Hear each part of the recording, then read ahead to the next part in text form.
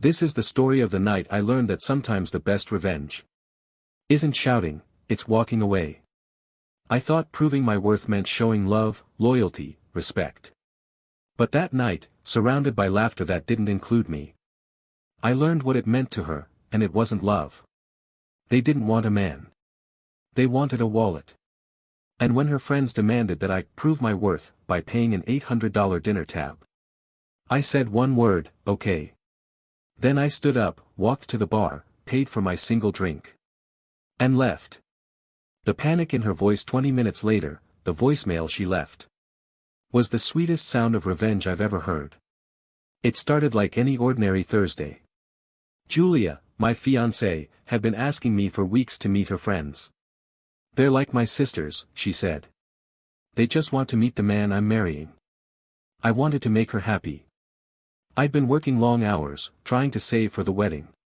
And I figured one night out wouldn't hurt. We picked a fancy rooftop restaurant downtown, the kind of place where the plates are small and the prices make you flinch. When I arrived, I could already hear them laughing from across the room. Julia spotted me and waved, but there was something different in her smile. Not the warm, soft smile I fell in love with, but something staged. Her friends were already halfway through a bottle of wine. There was Rebecca, the loud one who loved attention. Kara, who smiled without warmth. And Melissa, the one who looked at me like she was appraising a car she couldn't afford. They were all dressed to kill, expensive dresses, manicured nails, designer bags sitting neatly on the table. I walked in wearing a button-down from work, sleeves rolled up. Tired but trying to look presentable. Julia introduced me, and for the first 10 minutes, it was civil. But I could feel it. The quiet judgment. The tiny smirks when I spoke. Every question they asked was a test disguised as conversation. So what do you do again? Do you make good money? Can you afford a place in the city? Julia didn't stop them. She just laughed. That laugh, high, performative, wasn't the girl I thought I was marrying. Dinner went on, and so did the orders. More appetizers. More cocktails. Steak. Salmon. Dessert. The kind of meal that says someone else is paying. I hadn't even ordered yet. Just one drink, whiskey on the rocks.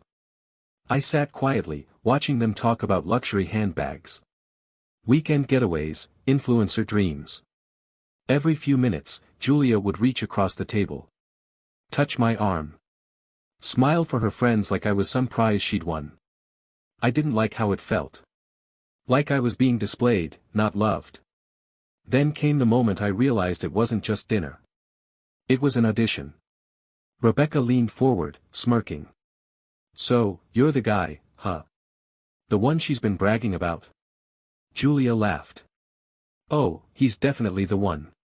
He'll take care of me. Those words hit me hard. Not we'll take care of each other. Just he'll take care of me. That's when it clicked. This wasn't a casual dinner. It was a test, to see if I'd play the role they wanted me to. When the waiter finally brought the check, he placed it right in front of me. $812.43. The air around the table shifted. 3 pairs of eyes locked on me. Rebecca grinned. So, time to prove your worth, right? Everyone laughed. Even Julia. She looked at me with a teasing smirk. Babe, you got this, right? I stared at her. And in that moment, I didn't feel anger. I felt clarity. I smiled. Yeah. Sure. Okay. Then I stood up. They thought I was walking to the bar to pay the tab. I wasn't. I was walking out of their little show. At the bar, the bartender asked, "You paying for the table?" I shook my head. Just my drink. He nodded, swiped my card, handed me the receipt. As I signed, I looked back. They were laughing. Oblivious. Waiting for their proof that I left a tip, tucked my card away, and walked straight out the door. The night air felt different, sharp, cold, alive. I walked to my car and sat there in silence, watching the city lights blur through the windshield. For the first time in months, I felt free. But then, my phone started to ring. One missed call. Then another. Then a third. I didn't answer. Finally, it went to voicemail. Her voice was panicked. "Where are you? They're saying we can't split the bill. They're making me pay. Please come back." I stopped the message there. I didn't need to hear more. That single voicemail said everything. She wasn't sorry because she hurt me. She was sorry because she got stuck with the consequences. I sat there, staring at the phone. And for the first time, I felt something I hadn't in a long time: control. I didn't go back. I didn't text her. I just drove home. The next morning, I woke up to a dozen messages. "Can we talk? It was just a joke. You overreacted." And then, the one that sealed it. "I can't believe you'd embarrass me like that." Embarrass her. Not one word about how she treated me. Not one sign of remorse. Just her image, her pride, her embarrassment. I didn't reply. That weekend, she showed up at my apartment. She tried to play the victim, tears, apologies, the works.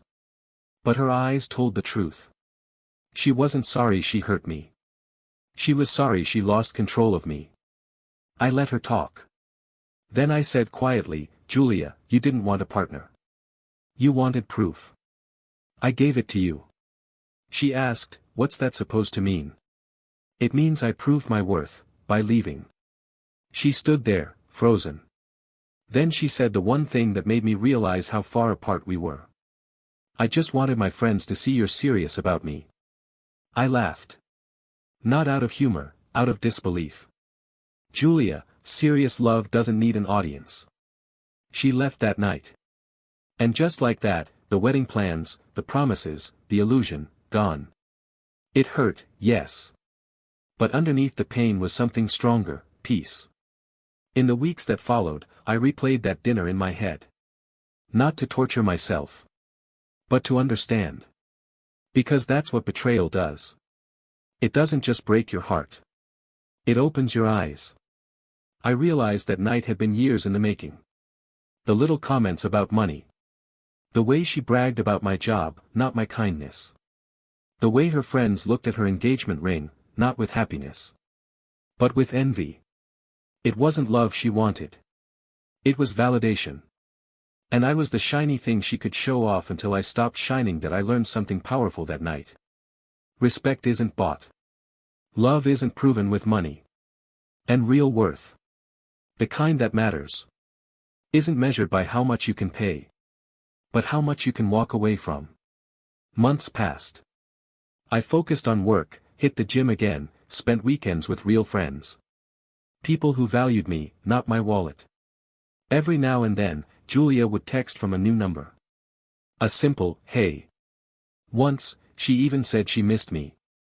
I didn't respond. Sometimes silence is the loudest revenge. One night, curiosity got the best of me. I played that old voicemail again. The one from the restaurant. "Where are you? They're saying we can't split the bill. Please come back." I smiled. Not because I was cruel. But because it reminded me of something essential. Peace is expensive. But it's worth every cent you don't spend on the wrong people. That night, I deleted the voicemail. Not out of anger. Out of closure. Because I didn't need proof anymore. I knew my worth. And I finally understood that sometimes the strongest move you can make is walking away quietly. And never looking back. So if you ever find yourself at a table where respect is being served as a test, remember this story. Because sometimes proving your worth isn't about what you pay for. It's about what you refuse to pay for. This was Revenge Tales. And I'm the guy who paid for his drink. Walked out of an $800 trap. And finally learned what I was truly worth. Because revenge doesn't always come with noise. Sometimes, it comes with silence.